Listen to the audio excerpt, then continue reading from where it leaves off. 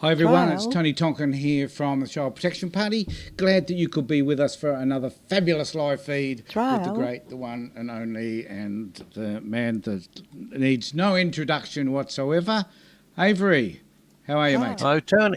I'm good. How are you, Tony? Yeah, not too bad today. Not too bad. That little problem I told you about a minute ago is still showing up. I'm hearing the word trial coming up for some reason. All right. I don't know. Yeah. We had a bit of an issue to start with, so if it's happening and everybody, I can't hear it at my end. Yeah. So maybe it's something happening at your end, Avery. Who knows where that's coming from? If other people can hear it, please let us know. And that's why I mentioned it. Yeah. Okie dokie. We were going to do I just need to change that header a little bit too. We are going to. Perhaps, Avery, if you could just talk about what we were planning to do and why we've chosen just to do it this way at the moment. Now, we use a product called Zoom, which allows us to have our meetings online. And what we wanted to do today was a similar sort of thing that Clinton de Young did in Western Australia last weekend, where he had about 8 or 9, maybe 10 people who are members of the party or prospective members of the party joining in this conversation. The conversation that he was having live on the internet, on Facebook. We wanted to do exactly the same, but we are complete novices at using Zoom through Wirecast and all that sort of stuff. And when we tried to do it, we were having some issues with it. So we decided that instead we would go just through Wirecast. With Zoom, we could have had 10, 12, 20 people online at the same time. With Wirecast, unfortunately, there'll be a maximum of 3, which would be me, Tony, and one other person at any one time. Yeah. Tony? Yeah. So we've decided that it might be helpful if people want to contact us. We'll just send you the rendezvous connection through Wirecast, and you're welcome to have a chat to us as we did with Peter Moore a couple of weeks ago. So join with us, have a conversation, and let us know what you want to say. And we'll have that conversation with you. Also, we had a committee meeting. Was that last night? And we've formed a couple of interesting committees that if anybody wants to participate in, they're more than welcome. And that is a committee on adoption, and we'd prefer anybody that has an adoption or lived experience around adoption to join that committee. And also we have a committee on an Indigenous policy for which you need to be Indigenous. So if you fit any of those two categories, join us, because that's the place to be. Now, now Avery, I was going to queue it up, but I didn't do so. I noticed that there's a certain person from 2GB who's resigning. Did you know about that? I didn't know. Who's that? Mr. Jones, isn't it Jones? What's his name? Mr. Alan Jones. Alan Jones, that's the one. Yes. No. I feign ignorance. But yes, he's chosen to resign. I am devastated. My life will never be the same, not hearing him ever again. Yeah, I know. It's sad, but regrettable. And so I noticed, so he did a segment with Richardson on Sky News yesterday, I think it must have been, and he was touting. Now, this fascinates me. We can talk about it for a bit. He was touting the fact that that our friend Mr. Trump has decided, has been working to get rid of the swamp, and how successful he has been at that. And I couldn't help but think, you're supposed to be an intelligent man. Yet, how can such an intelligent man have such a freaking stupid idea? I've got no idea. I mean, Trump promised to drain the swamp, and all he's done is added alligators to it. That he has, and it does raise an interesting question for me around the integrity of our media, and particularly You know, like I don't mind. Look, I accept there needs to be a right-wing media, there needs to be a left-wing media, and there needs to be the ABC, which some people will argue is a left-wing media. But it's almost like you get. I'm a bit disappointed in the polar opposites they tend to get. I don't think we have as a stringent left-wing media as they do in the United States with MSNBC and CNN and others. And we don't have the polarising effects of the right-wing media as they do over there. But we do have Sky News, which sits there as And the this, Telegraph. and there are certainly a lot of news medias that I guess do lean a bit, and the Australian, which definitely is right wing, I think. And I get concerned about the polarisation of those views and that they become so rigid and entrenched that one wonders whether there is any other view at all. Well, for a start, I think that what you said, I suppose we need to have a right-wing and a left-wing media. No, I think we should have media that reports the news and doesn't put their own spin on it. But we do need, do we need then political commentators? Not in a news programme, no. No, not in news. But I mean, apart from that, like it's not necessarily the news that is slanted. It's often the opinions, or the opinions. But you watch. I know what you mean. I was thinking, you watch some of the news reports, and they say, particularly on Sky, they do seem to be more slanted to the right in the way that they report it. We watch Channel 9 News, and that seems to be much more balanced. Yep. So it's more balanced. But the question is, what makes it balanced? News versus, well, an opinion really is balanced, is it? Opinion is not. Opinion is weighted on to one side or the other. So I guess nobody's going to listen to somebody who's right down the middle of the road all the time, expressing an opinion. People are not interested in that. It's all the, if you know what I mean. It's not the fireman rescues a cat from a tree that attracts the news. It's the Alan Joneses of this world with their right-wing views. It's the Donald Trumps that attract attention. It's not it's the Hannitys and the Hannitys. And I don't actually. It's really odd.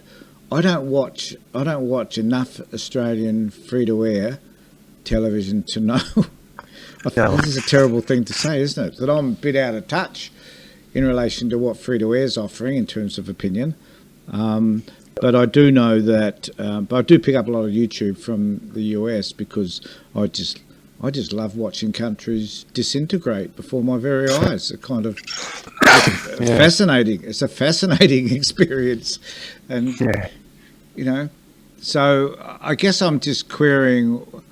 It's like, how do we get information across that is reliable if the media itself is unlikely to report it? Number one, because to them it isn't newsworthy. Therefore not important. And I guess the other issue is that if it's like, how can I best put it? Child protection and the working towards a better outcome for kids, to me, is the most important issue that we should be talking about. And where there are injustices to kids, then that's a major concern that everybody should be talking about, and everybody should have an opinion. But when do we ever hear anybody talking, Alan Jones or anybody from Sky News or anywhere else, Peter Credlin, heaven forbid, talking about matters that relate to kids? Oh, well, you don't unless the story is one like Chloe Valentine or. But why do we need to wait until a kid dies before it becomes relevant? We shouldn't have to, but the thing that attracts attention in the media is the outrageous things. Like I said, fireman rescues kitten from tree is not a newsworthy story. It does not attract attention. You know, Yeah, but this kid gets murdered. This Catholic priest has raped 400 kids or whatever. You know, this really egregious event has occurred. That is what attracts the news, because you can get a big splashy headline. As you know, I love, as I've said to you before, I love science, and I see these, particularly human ancestry, human evolution, and I see these reports in the news media that says this new discovery completely rewrites human history. But when you actually read the article, it does nothing of the sort. You know? But that headline just grabs attention, and that's what the media are interested in: grab the attention of the people with something that'll bring them to the garden.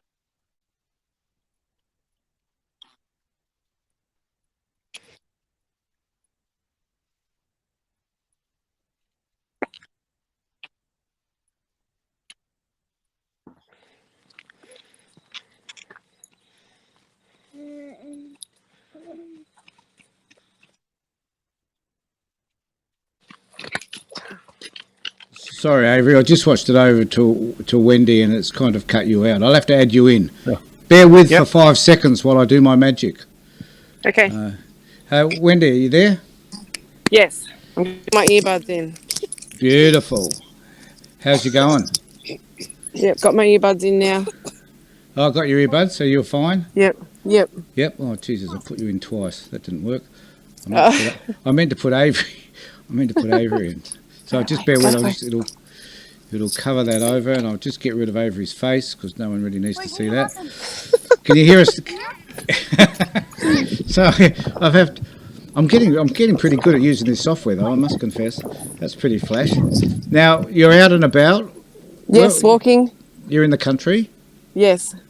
You're still up, sort of. Which part of New South Queen Victoria are you in? No, we're down in the east now, out near Mount Donnabuang and Warburton and all that way. It's beautiful.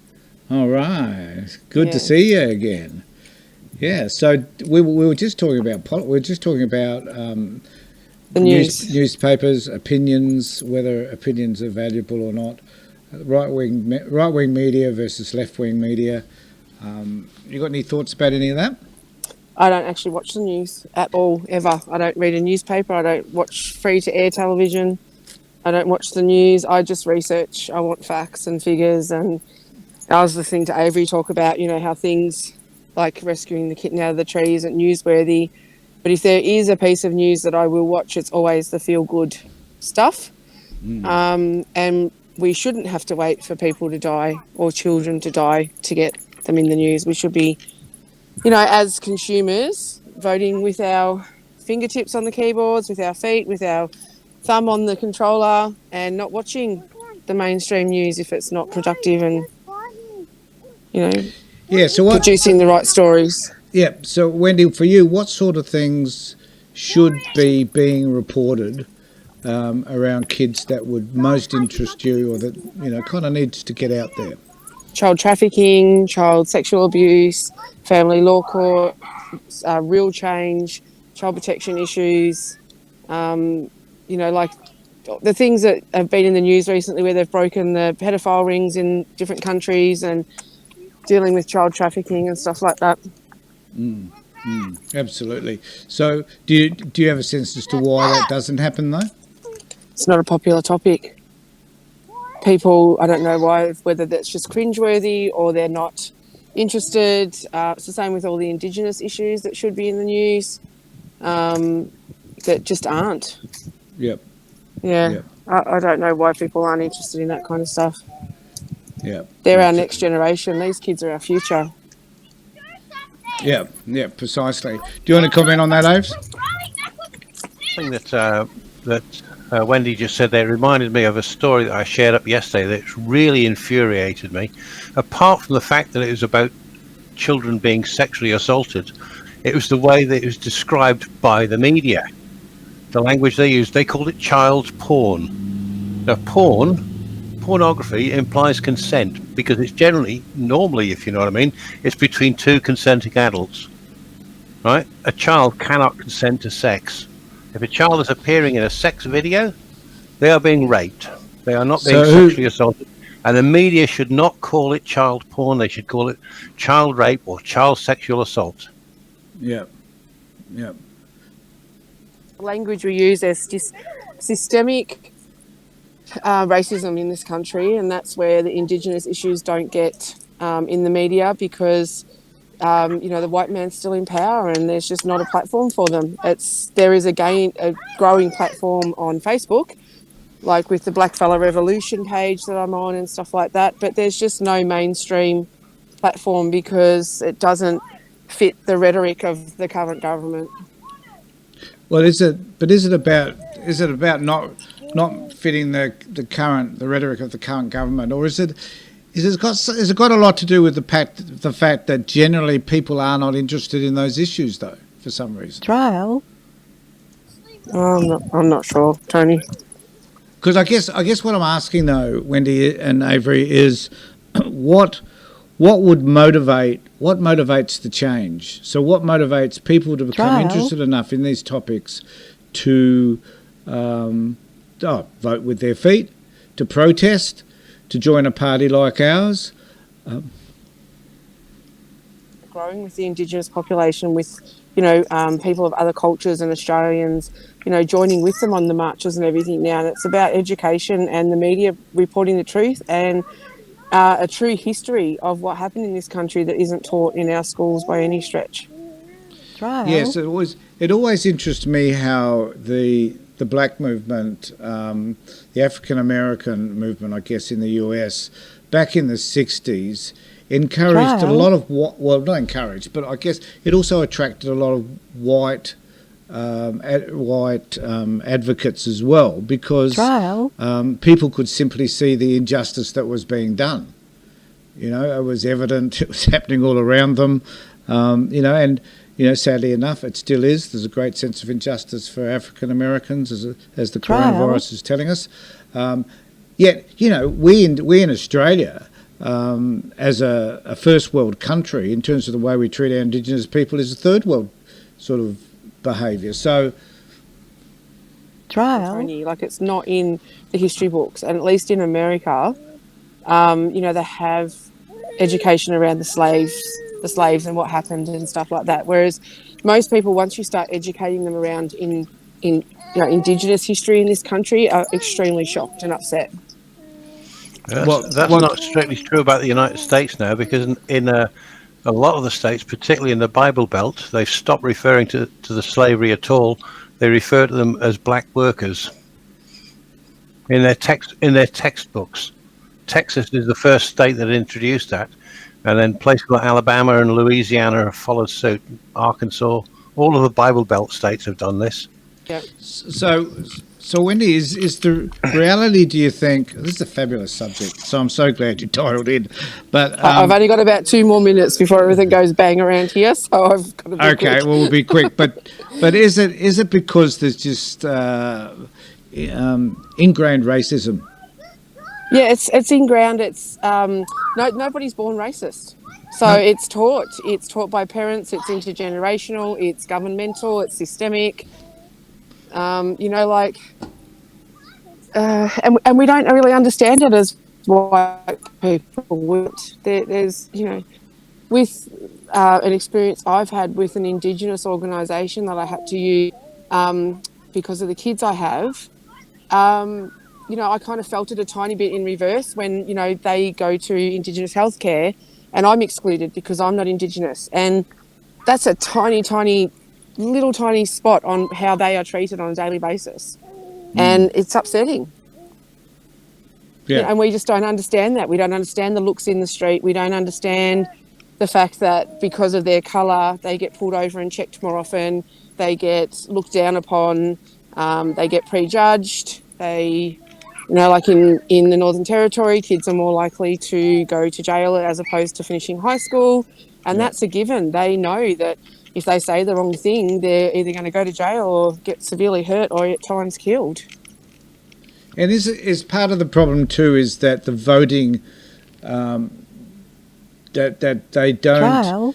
that Indigenous people, because of their numbers, just don't have the numbers to be able to vote Trial. effectively enough to provide change as well. Some of them are, too far away from voting polls on voting day, or don't have the information they need to make an informed decision. And that's where people like Clinton, who did the Walk for Justice across the Nullarbor, he's trying to raise all that kind of awareness by stopping at all the camps and talking to all the elders and trying to, educate them as to how they can help change as well. And where do you think, how effective do you think the party can be, Wendy, in terms of developing policies and making a stand also Trial. in this particular area?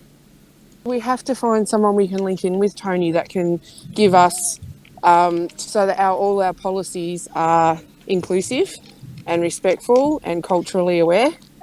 Mm-hmm. So I think as a party we need to find a group of elders or an organisation that is willing to walk with us and help develop those policies from their voice, not ours. We don't have a right to. No, and I've said that many times. I said it last night in our meeting as well. And I guess... I'm really sorry, I have to go. No, but I'm thanks for really sorry. joining us, Promote. And if anybody else... Yeah, thank you for joining us. Thanks for joining No us. worries. How do I get out of this, Avery? I will take you out. Thank you, Tony. Thanks, Okay. guys. See ya. Good Bye. to see See you, ya. Wendy. Bye. Bye. So, Avery. Yeah, there's a question that we could, you can address, I think. Where do you stand with this is from Tess Hackett, where do you stand with the affirmation-only approach to the treatment of transgender kids? And also from Tess, where do you stand on the early comprehensive sexualization programs in schools?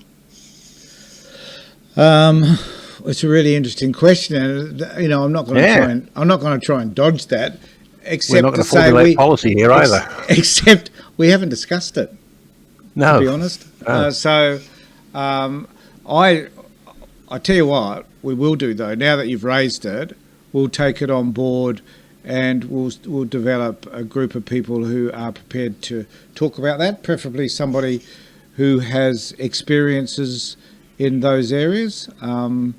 And Tess will keep you notified. Is that fair enough, Avery? Yeah, certainly is. And Tess, if it's something you are passionate about, so you're passionate about, you're more than welcome to join in that discussion. Just send Avery your email address, and he'll continue to stay in contact with you when we form that committee. Yeah, certainly. I thought it was a good question. Yeah, it's a hard question for me. I mean, should we be giving sex ed to kids in year 3? No, too early. I mean, depends. And I'll rephrase that. Depends upon the sex ed, what you want to teach them. All right. You don't want to be explicit or anything like that. Well, you teach them at kids teach them at an appropriate level where babies come from, maybe. Yeah.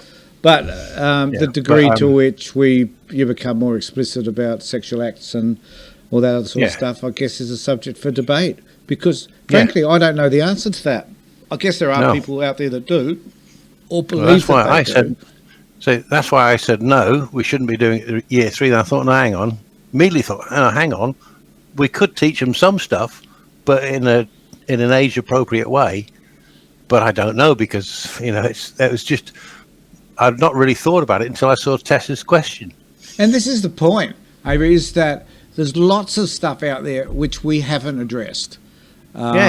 Because as a political party, the other thing we're going to be asking ourselves is that an issue that fits under the banner of child protection? And I guess sex education does. I don't dispute that.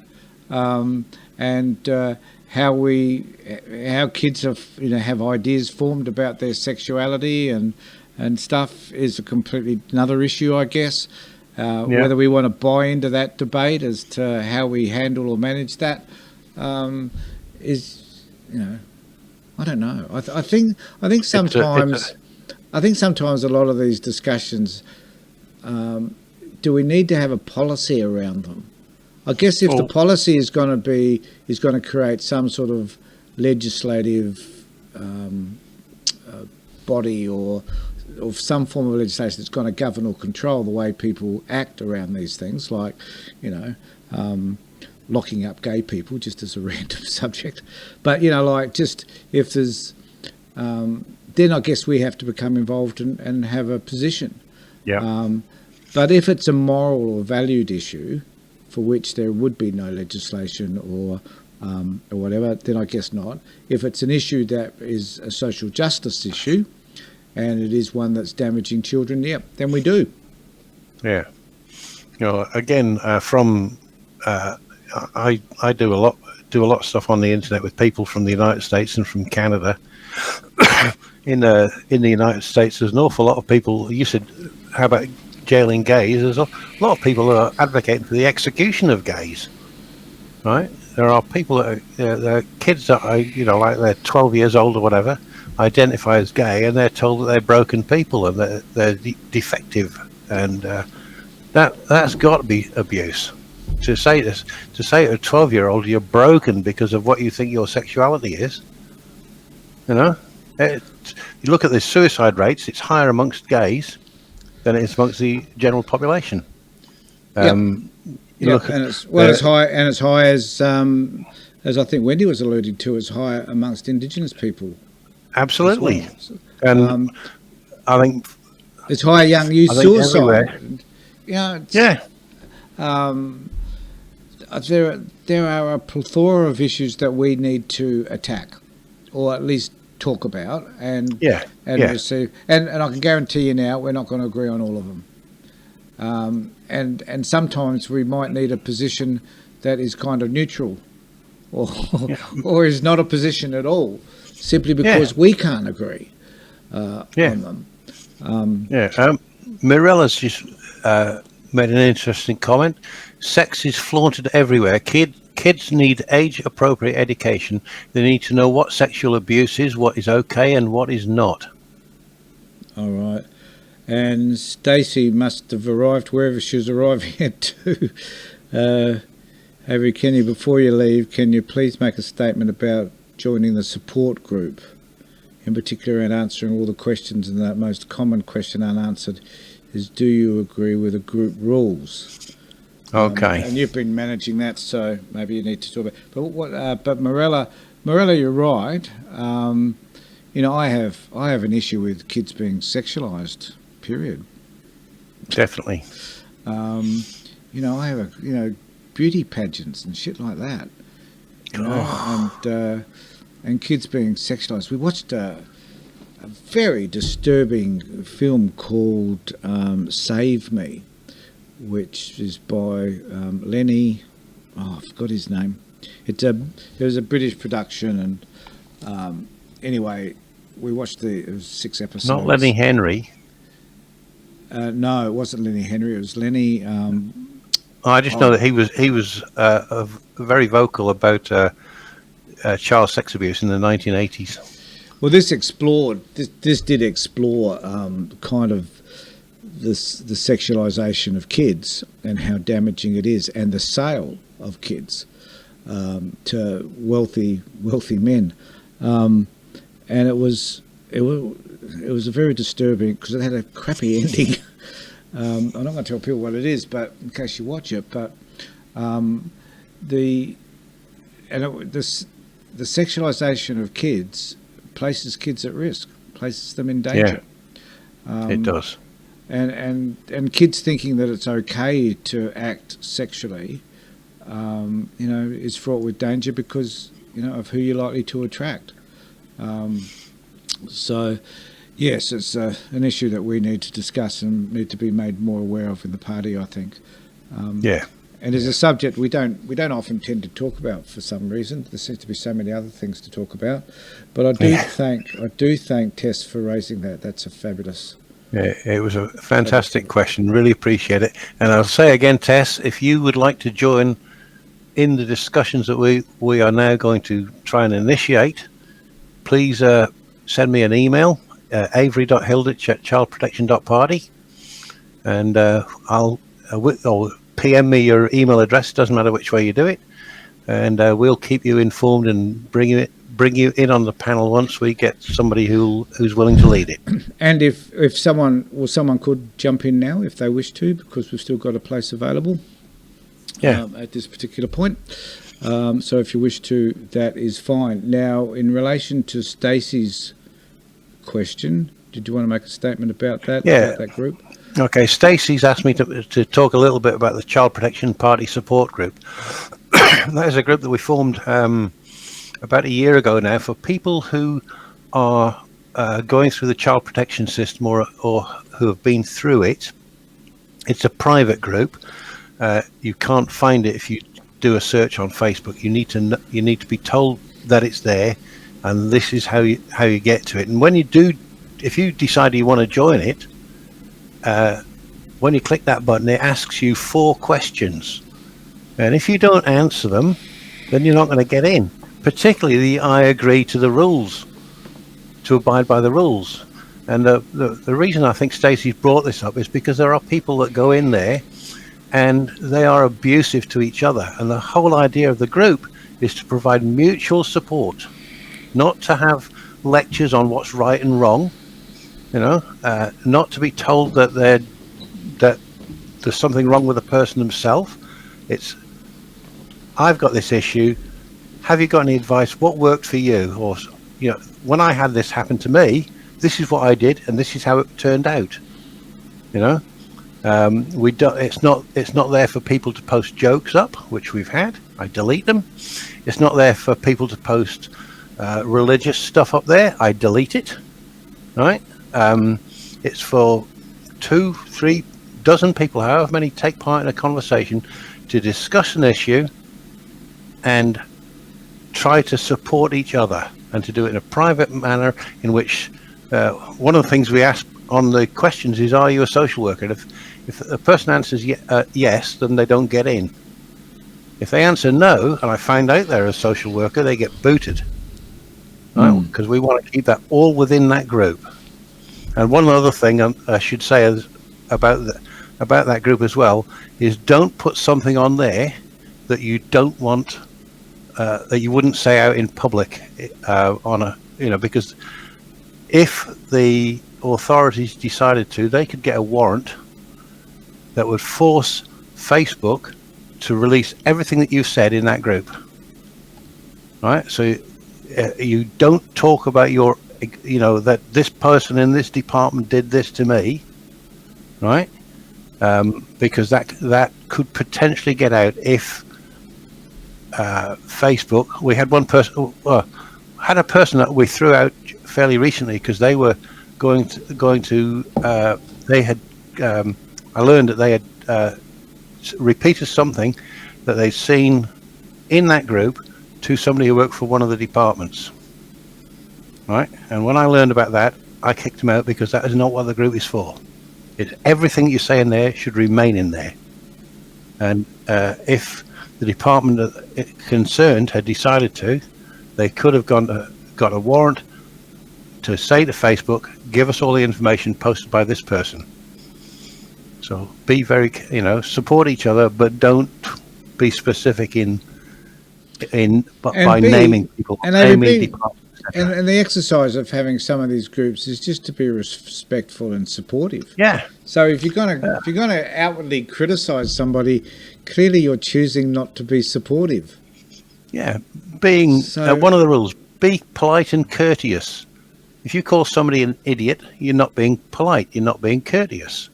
That's right. And we've seen examples of that on there. Right. And so please, if you decide to join, answer the questions honestly, and read the rules, because you will get pinged on them. You might get a suspension, or for 30 days you might be subjected to moderation, which means you post something and it comes to me and the other moderators that we've got in the group, and then we read it, and if we think, yeah, that's appropriate, we approve it, and if we don't, then it doesn't get approved. And so if you're subject to moderation, you put something up there that's insulting to one of the other members, it's not going to get approved, and you'll get warned, and you may be banned or blocked or permanently or just given a suspension again. And be wary of trolls. I Yes. think be wary of those people who have an agenda and they wish to convince others of conflicting facts, I guess. And the one that sits out to me was that someone sent me the other day from Fathers, I forget what they are, Fathers Against Abuse or something like that. Yeah. And I'm really wary over of these fathers groups, and this particular person I know is abusive of women. And so, like, they're sending out stuff saying that, women are basically as violent as men in terms of domestic violence. That's just not true. It's not that. Yeah. It's not that there aren't women out there, and I've said this many times, who aren't violent, because there are. But the damage done by men towards women is far greater than that done by women towards men. So, And the number of men that assault women are far greater than the number of women that assault men. We're a violent gender for some particular reason. Yeah. So, and then We're the ones that go out and hunt the deer and kill the lions. That's right. And so, I guess it interests me that sometimes these people project their own crap on, and it's kind of like, I did say to somebody the other day, it's a bit like transference. They're transferring their inadequacies to others, and that we need to be mindful of when these people are present and the crap that they are presenting. Because often people who present on these groups they present a persona that comes with an agenda about how they want other people to think, not just about the issue, but also about them. So they appear to be the good guy. Everybody else is against them. And you can always tell who they are, Avery, because they're the ones who don't take any responsibility for their behaviour. Yeah. There was one person I ended up blocking not because she's a Christian, but because she kept posting Christian messages up. And then she put a link in one of them to a website, and the website was saying things about, children are broken from birth. No, they're not. They're children, right? It was anti-LGBTQ. It was that don't go to the doctors, pray, right? It was all sorts of ultra or fundamentalist Christian things that she was putting on there. And that's not what the group's about. As Stacey said in here, it's meant to be a safe place, and we want to keep it that way. I'm not saying Christianity's unsafe or Islam or any of the other religions. We don't want it in that group. Anything that's going to start putting people down, we don't want it. Yeah. It's a safe place where people can support each other without the abuse, being polite and courteous, and keeping everything private in there. Yep. And I think we should move on. I've just put up the copy of the link just in case there's anybody else who does in our final few minutes want to join us to have a conversation about any issues that you're concerned with. You can click on that link, and if you've got access to a phone, laptop or a PC, and you can set up the audio and the video, okay, you can join us. I think that we need to be really wary of who people are and what their agendas are. It's like when I work with anybody, it's a clean slate. We need to start off with a clean slate because when people come on board with these groups, we don't know who they are, we don't know what they're doing. So let's start clean. Eventually, people will reveal who they are. If they attack you, for example, then they're not there to support you. Like, that's just easy to understand.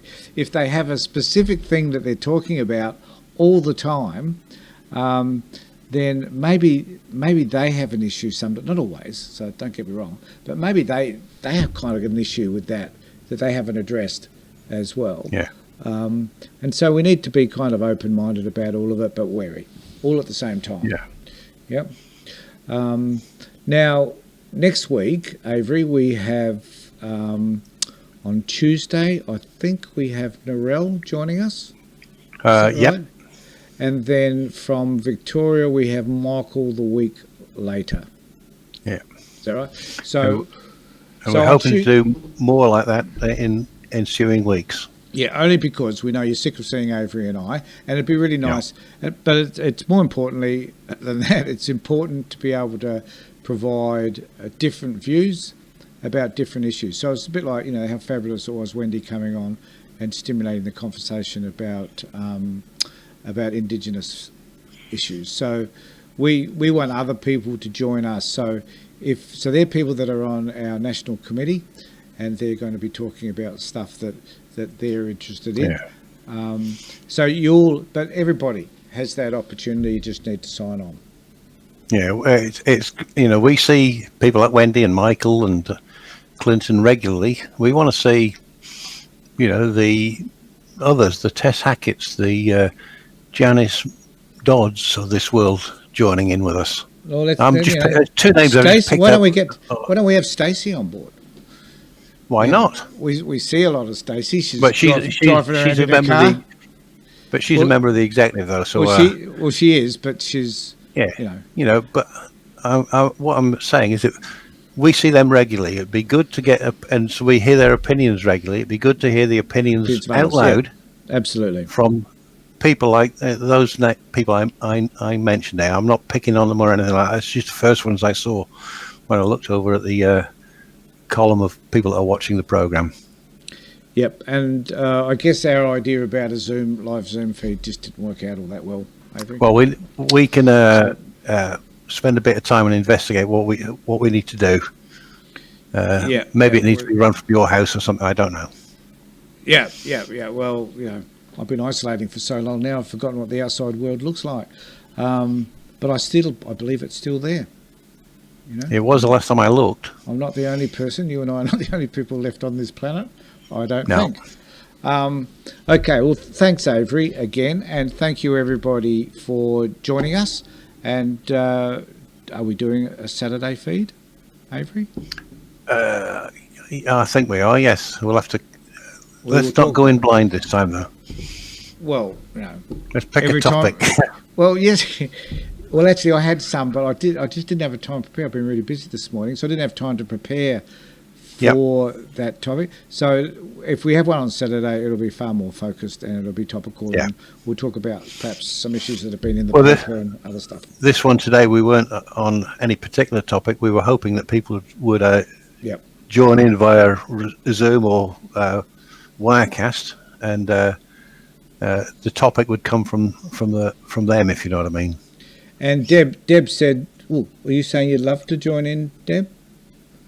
Deb Stevens. So if you would, perhaps a bit late now, but on Saturday you will have the opportunity around 2 o'clock South Australian time for us to do our thing and to have that because I just need to reiterate, Avery, it's really important that people join with us in these conversations. This is not about you and I.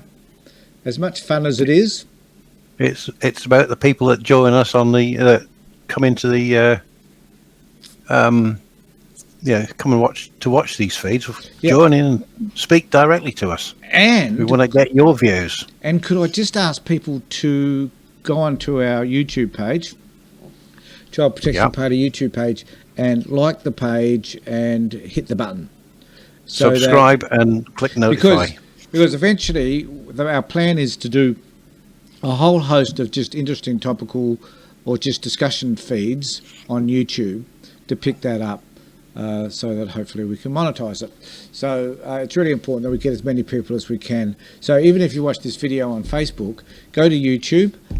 You'll find this video there as well. Just like it and subscribe so that other content that we post on YouTube, you'll be notified about that as well as the stuff that appears on Facebook. Because ultimately, I think it'd be nice to be able to switch to YouTube and have the number of people watching that there as we do here. So thanks, everybody. Great being with you, and wish you all the best. And from Avery and I hope you all stay safe. See you Saturday. See you, bye. Stand with us against unacceptable practices in child protection.